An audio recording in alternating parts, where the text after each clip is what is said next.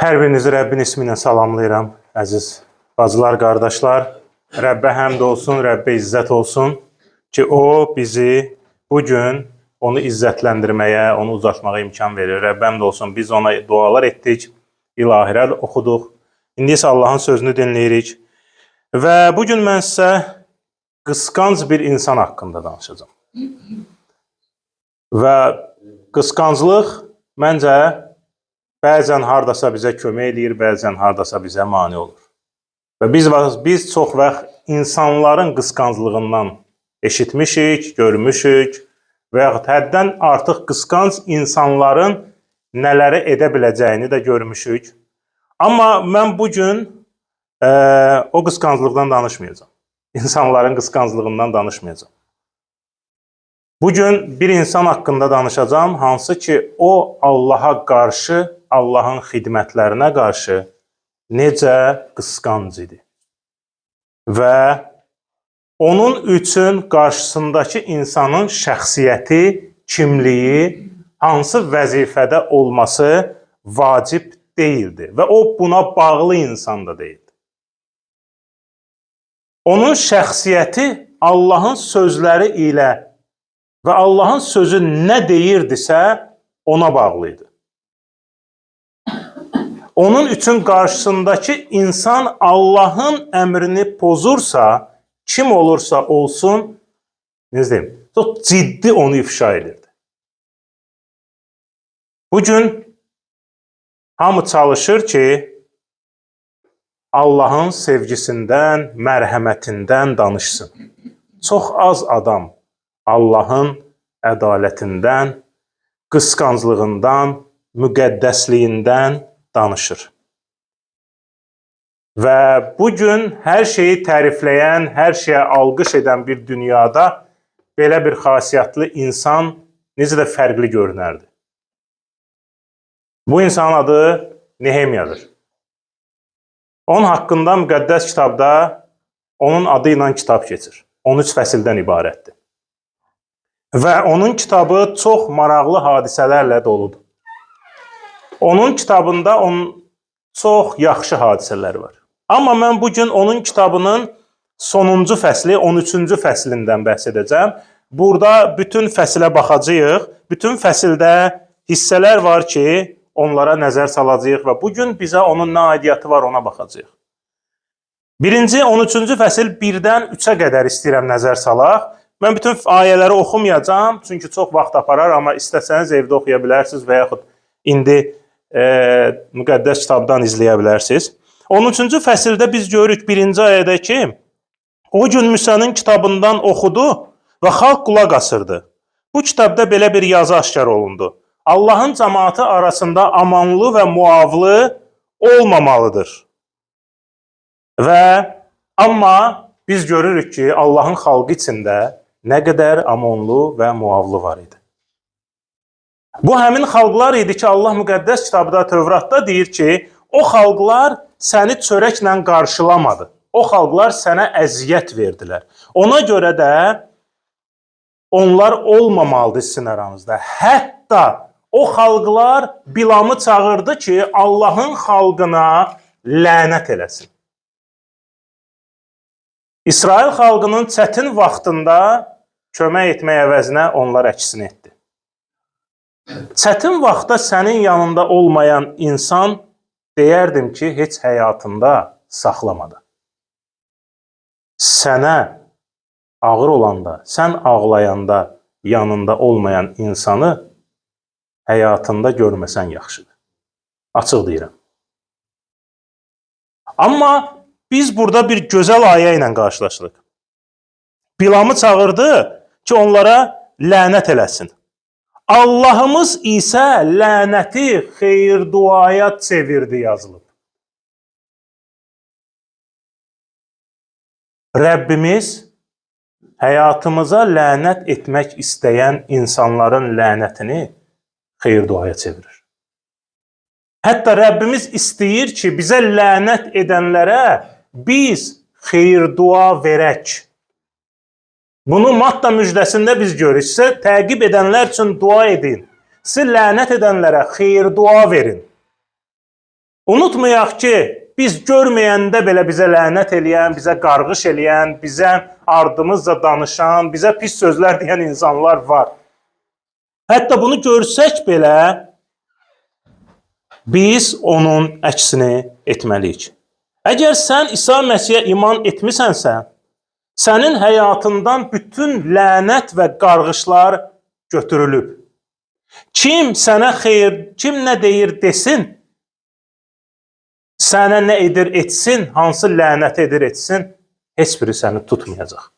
Çünki sən İsa Məsihin örtüyü altındasan. Çünki sən qadir olanın övladısan.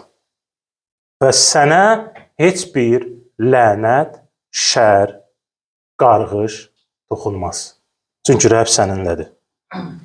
Və biz görürük, İsraillər bu qanunu dinləyəndən sonra o yad elliləri həyatlarından, xalqın arasından çıxardılar. Çünki onlar yazılıb ki, büdrəmə və sürükləmə oldular onlara. Və əslində oturub dərindən düşünəndə, bugün sən də, mən də həyatımda Məsihə yad olan nələr varsa, çox yaxşı bilirəm. Hər birimiz yaxşı bilirik ki, həyatımızda nə yaddır. Hansı ki, İsa Məsih bunu sevmir. Və özümüzü aldatmayaq. Özümüzü aldatmayaq ki, yox, bu belə deyil. Biz hər birimiz yetkin insanlarıq. Uşaq deyilik. Bizim 8-9 yaşımız yoxdur. Və hər birimiz özümüzə sual versək ki, bu dəqiqə dərinə ki, Rəbb nəyi mən də sevmir? Və özümüz də cavab verəcəyik ki, nəyi sevmir? Ona görə bu yad cisimləri ürəklərimizdən çıxartmalıyıq. Bu bizdə qalmamalıdır. Və sonraki hissə 4-cü ayədən 8-ci ayəyə görürük ki, bir ayə oxuyacağım sizə. Bundan əvvəl Allahımız məbədin anbarlarının nəzarətçi təyin edilən kahin Elyaşif, Toviyanın yaxın tanışı olduğuna görə ona böyük bir otaq hazırlamışdı. Təsəvvür edirsiniz, Allahın məbədinin anbar otağını kahin boşaldıb, qohumu olan bir bütpərəst Toviyaya verib ki, orada yaşasın. Bu həmin insan idi ki, məbəd tikiləndə İsrail xalqına mane olurdu. Bu həmin insan idi ki, o məbəd tikiləndə ikinci dəfə, o insan lağa qoyurdu məbədi. Bu həmin insan idi ki, o məbədin tikilməsinə mane olmaq üçün hər şeyi edirdi. Amma kahin götürür, bunu qəbul eləmək bir tərəfdən, hətta məbədin anbarını boşaldır, o otağı verir ona ki, gəl, nə danışdın, gəl yuxarı başda otur. Və haradakı levitlərin əşyaları məbədə, özü burada belə yazılıb, Allahın evinin əşyalarını, belə də yazılıb, əşyalarını çıxardıb otaqdan. Və Allaha xidmət etməli olan kahin insana xidmət edir. O, özünə xidmət edirdi. Kahinin həyatı elə gündə idi ki, Allah hansı yerdə idi bilinmir. Və yazılıb ki, bunu çox qəzəbləndirdi. Bu onu çox qəzəbləndirdi və əşyaları otaqdan bayıra atdı. Nehemiya. Belə deməkdir, xahiş edirəm, zəhmət olmasa, çıx da otaqdan. Götürdü, hamısını tulladı bayıra. İçində olan o qəzəb, o qısqanclıq, Allaha həsr olunmalı şeylər insan üçün deyil. Və ümumiyyətlə, biz özümüzə sual verməliyik ki, mən nə üçün Allaha xidmət edirəm? Xidmət etmək üçün, özümü razı salmaq üçün xidmət edirəm. İnsanlar bizi görsün deyə xidmət edirəm. Əslində, biz Allahı razı salmaq üçün xidmət etməliyik. Bugün bir çoxları xidmət edir ki, özlərinə xidmət etsinlər. Rəbb İsa'ya deyil. Qalatalılarda bir ayə var və Koloslarda da başqa bir ayə var. Bu iki ayə mənə həmişə çox yer eləyir. İstərdim bu ayələri sizlərə oxuyum. Qalatalılar 1-ci fəsil 9-cu 10-cu ayədə yazılıb.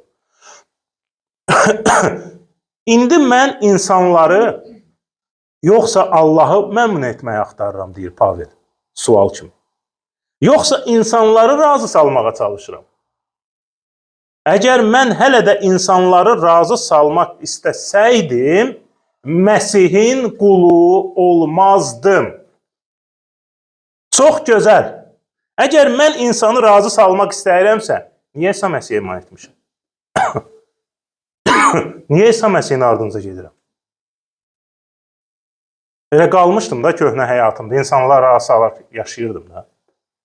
Əgər mən Allahıma görə, onun əmrlərinə görə, onun sözlərinə görə, onun toplantısına, onun xarakterinə görə qısqanc deyiləmsə, onu razı salmağı düşünmürəmsə, onu məmnun etməyi düşünmürəmsə, niyə Məsihin yanındayam? Niyə də nə üçün?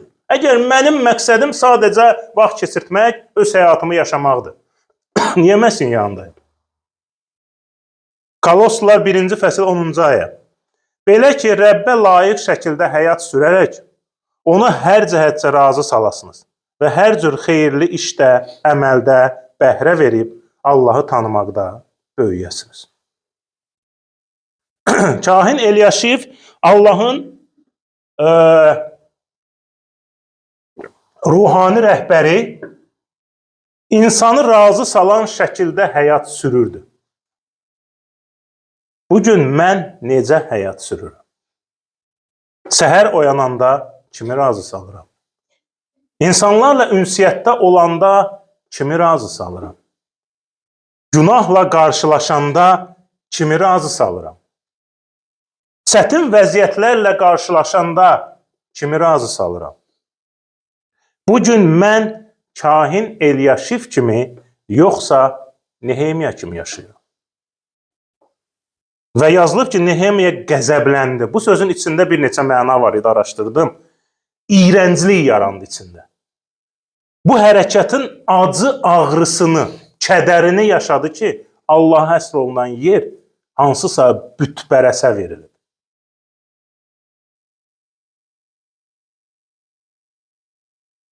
Rəbbə həsr olunanla qarşı biz də qısqanc olmalıyıq.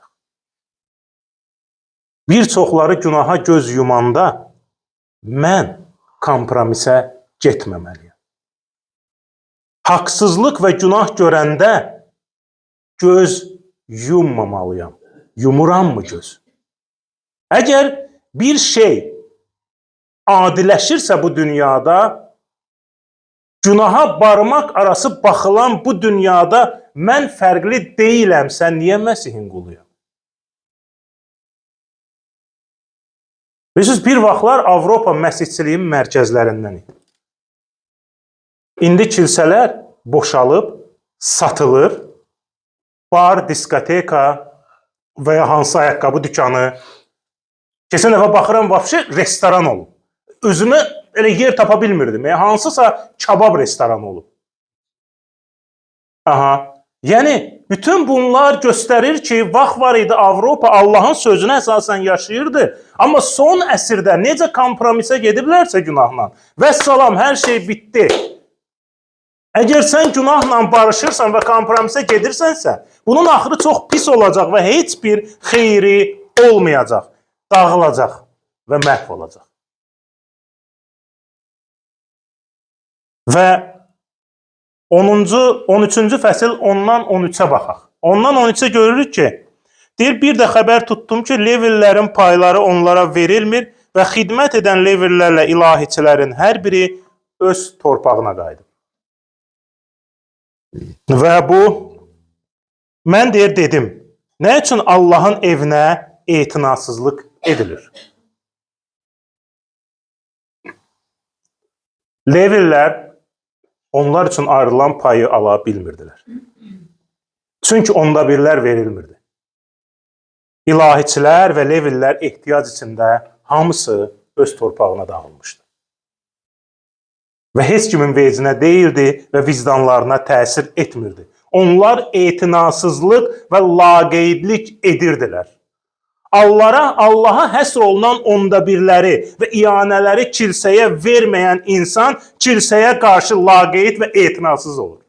Bu real və açıqdır. Allaha lazım, Allaha verilməsi, kilsəyə verilməsi, onda birləri mən vermirəmsə, mən Allaha qarşı etinasız və laqeyd oluram. Heç kim bundan inciməsin, əzizlər. Rəbb İsa Məsih bizim həyatlarımızda etdiklərinin qarşısında bizim verdiyimiz onda birlər heç nədir. İsa Məsihin bizim üçün etdikləri qarşısında bizim bir damcı verməyimiz heç nədir. Biraz içimizdə hər birimizin vicdanımız oyansın bu şeylərdə.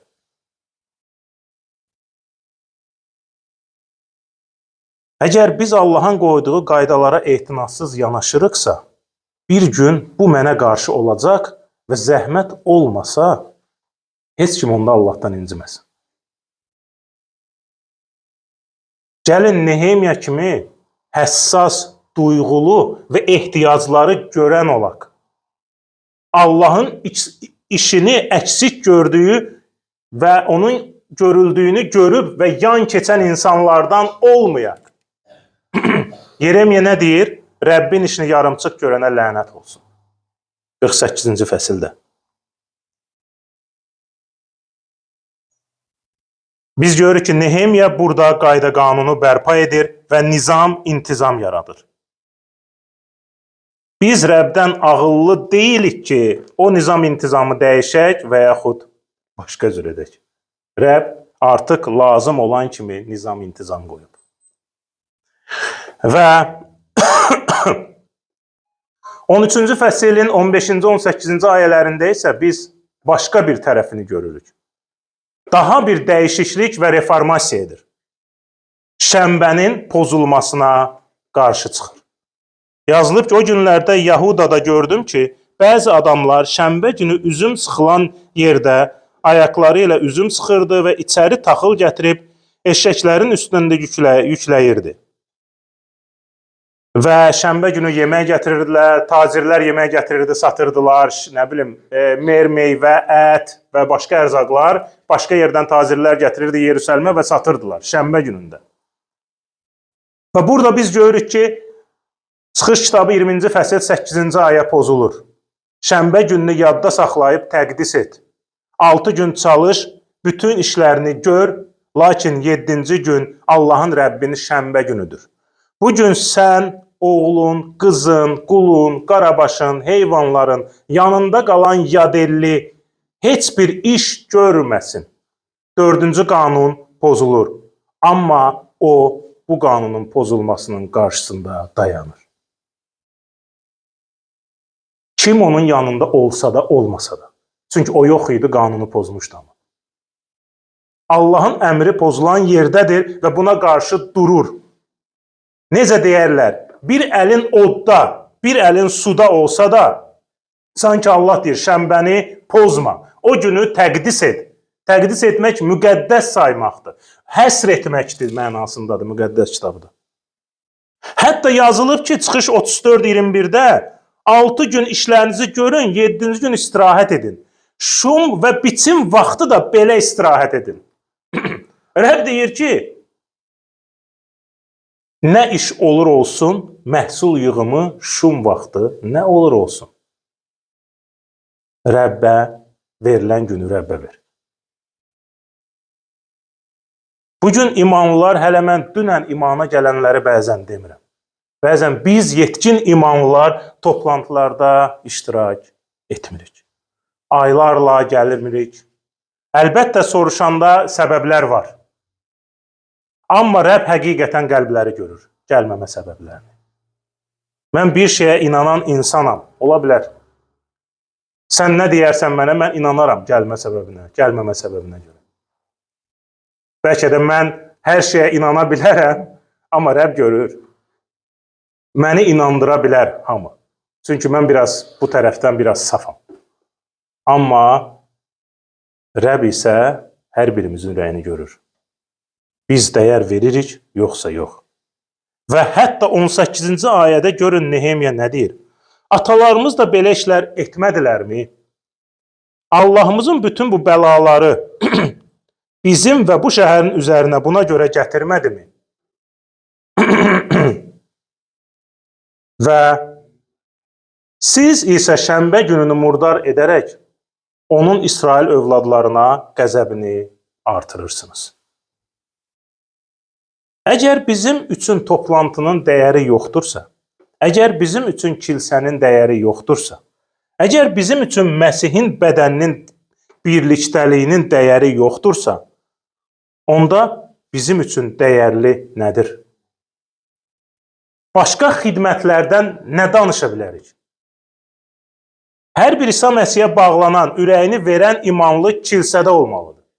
Bu konkretdir. Çöldə, bayırda deyil. Mən imanlıyam, amma heç bir kilsəyə getmirəm deyən imanlıya mən mühakimə etmirəm. Amma mən ona imanlı deyə bilmərəm. Bu dəqiqə elə imanlılar çoxdur. Bilə-bilə heç bir kilsəyə getmirlər. Hərədə bir səhv axtarıb və səhv tapırlar. Mən buna ona görə getmirəm. Mən buna görə getmirəm. Sən özün idealsan. Mükəmməlsən sən özün. Xeyr. Bir dəfə bir qardaşla bu haqda söhbət eləyirdik. Mən ona dedim bu söhbətin axırında ki, qardaşım, sən həftəvin bir gününü toplantıya həsr edib toplantıda olmursansa, başqa xidmətlərdən biz nə danışaq? Sən kiçik bir işdə sadiq deyilsənsə, başqa bir işlərdən nə danışaq? Sən bir də həftədə bir dəfə 1 saat, 2 saat toplantıya vermirsənsə, sənin vəz etməyin, sənin müjdə yaymağın, sənin nə bilim hansısa xeyirxah işləri görməyin, hardasa gedib İncil verməyin nə xeyri? Sən özün Rəbbin toplantısına, Rəbbin yığıncağına sadiq deyilsən. Və biz görürük ki, hətta başqa xalqda olan tacirləri Nehemiya şəhərdən çıxarır. Və onlara deyir ki, bax gəlsəz şənbə günü, sizi incidərəm. Ciddi. Və bəziləri gəlir, yığışır, gözləyir. Görürlər, bir neçə gün gözləyirlər çöldə ki, bəlkə Nehemiya kompromisə getdi. Bilmirəm, bəlkə Nehemiya rüşvət təklif eləmişdilər. Düzü yazılmayıb burada. Amma bilmirəm, ola da bilər. Bəlkə deyirlər, bir yumuşaq yer tapdıq, keçdik də içəridə Nehemiyanın. Amma o elə bir möhkəm dəmir kimi dayanmışdı. Allahımızın istəklərinə qarşı heç nə ilə kompromisə getmək lazım deyil. Ola bilsin dediklərim çox mühafizəkar, konservativ, ciddi görünür. Amma belə etməsək şeytana qarşı dura bilməyəcəyizlər. Əgər Qabilə Allah deyəndə günahının meyli sənədir, Qabil yumuşaqlıq göstərməsəydi, o qapını açmasaydı, indi tarixdə qardaş qatili kimi yadda qalmazdı. Qardaş qatili olmazdı. O amma yumuşaqlıq göstərdi.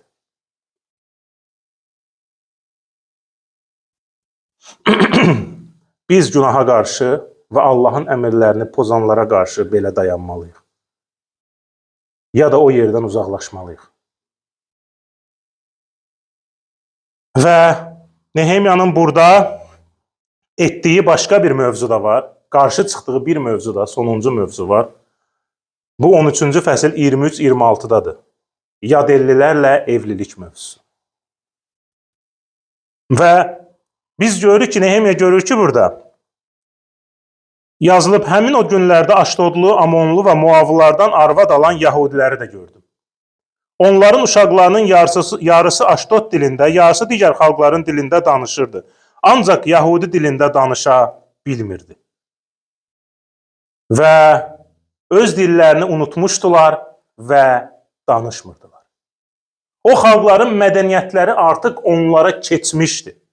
Bu onun göstəricəsidir ki, uşaqlar artıq böyüyəndə öz xalqlarını, öz əxlaqlarını, ən vacib isə öz Allahlarını unudacaqdılar. Bu, istər-istəməz baş verəcəkdir. Nehemiya bütpərəstlər ilə ailə cəmiyyətinin dağılmasına, Allahın verdiklərinin pozulmasına və məhv olmasına gətirəcəyini bilirdi. Bilirdi ki, bütpərəstlərlə, məsihçi ilə qeyri-məsihçi ailə quranda nəticəsi heç də yaxşı olmayacaq. Biz bugün bunu bilirik. Nehemya da bunu bilirdi. Bu sadə zərərsiz görünə bilər. Amma belə deyil. Şeytan bu yolla yavaş-yavaş dağıdacaq. Bir gün onlar ayılacaq ki, artıq heç biri Allahda olan dəyər və əxlaq ardınca getmirlər. Və artıq o cəmiyyət tamamilə dağılıb və Allahın qoyduğu qayda qanunlar sadə, lazımsız və dəyərsiz olub. Və cəmiyyət bütpərəst olub. Bu bizim üçün də eynidir.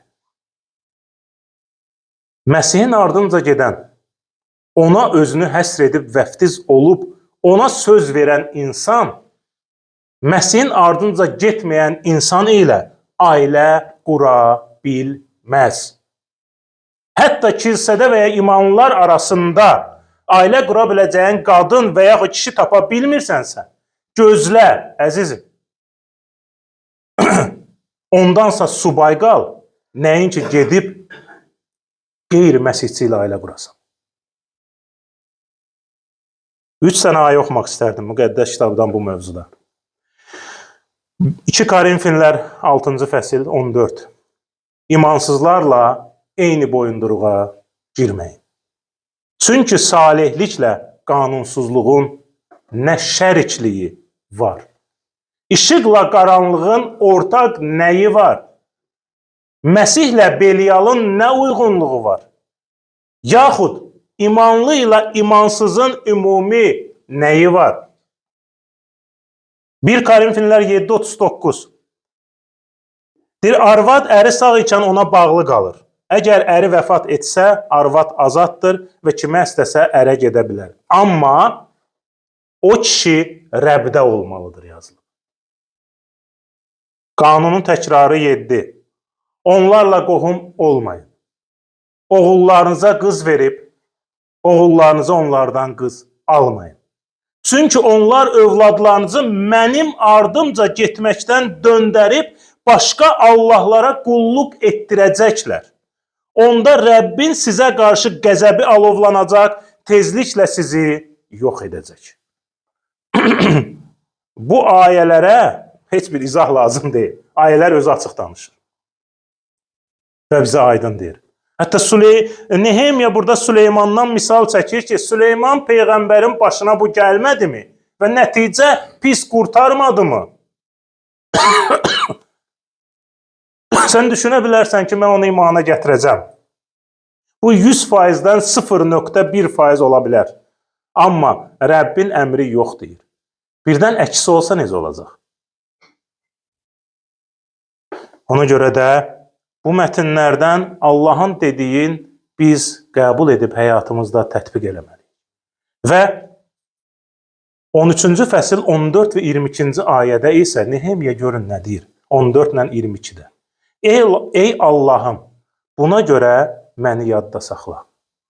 Ey Allahım, bundan ötürü məni unutma və böyük məhəbbətinə görə mənə rəhm elə. Ayənin axırında Nehemya Rəbdən onu yada salmasını istəyir. O burada qürurla demir və qürurlanmır. O demir ki, Rəbb məni mükafatlandır. Gör, mən sənin üçün nələr eləmişəm. O Rəbdən rəhm istəyir. Onu yada salmasını istəyir. Çünki Nehemya bunu Allah üçün təmiz ürəklə etmişdi. Saf ürəklə etmişdi. Hansısa arxa plan niyyətləri və məqsədləri yox idi. Mən bunu edim, bəlkə Allah mənim üçün nəsə eləyər. Xeyr, o təmiz ürəklə bunu etmişdi. Ona görə biz də Allah üçün nə ediriksə, təmiz ürəklə, arxada məqsəd güdmədən edəyim. Əgər bir qardaşım, bacım üçün nəyisə edirəmsə, kilsəm üçün nəyisə edirəmsə, arxasında hansısa məqsəd güdmə. Ya et, ya da etmə, əgər məqsəd güdəcəksənsə. Və İbranilər 6-cı fəsil 10-cu ayədə görün Rəbb nə deyir. Axı Allah ədalətsiz deyil ki, əməlinizi və onun adı ilə müqəddəslərə əvvəldən və indi də xidmət etməklə göstərdiyiniz məhəbbəti unutsun. Əzizlərim, Allah ədalətsiz deyil. Əgər sən bugün Rəbb üçün, qardaşın, bacın üçün məhəbbətlə nələrisə etmisənsə, Allah ədalətsiz deyil ki, səni mükafatsız qoysun. Allah görür və unutmur. Ola bilsin, etdiyin adam unudur. Heç yadına da salmır. Səni borcunu çıxardır. Amma Rəbb unutmur. Biz bunu düşüncəmizdə saxlamalıyıq. Əgər mən nələrisə edirəmsə, Rəbb görür, Rəbb unutmur. İndi təsəvvür edin, Rəbb unutsa nətər olardı? Rəbb unutmur, əzizim. Ola bilsin, ruhdan düşürsən ki, daha etməyəcəm, çünki başa düşmür bu adam. Amma Rəbb unutmur. Rəbb görür. Və sənə öz məhəbbətini göstərəcək. Və əziz qardaşım, bacım, İsa Məsihi qəbul etməyən əziz qardaşım və bacım, əgər sən onu qəbul etsən, onu Allahın oğlu kimi qəbul etsən, Rəbb səni qəbul edəcək İsa Məsih. O səni seçir, çağırır ki, sən onun huzurunda olub, onun ardınca gedəsən. Və Allah səni də unutmayıb. Sadəcə səni çağırır ki, sən onu qəbul edib, onun övladı olasan. Qoy Rəbb sizə xeyir dua versin, bərəkətləsin və qorusun.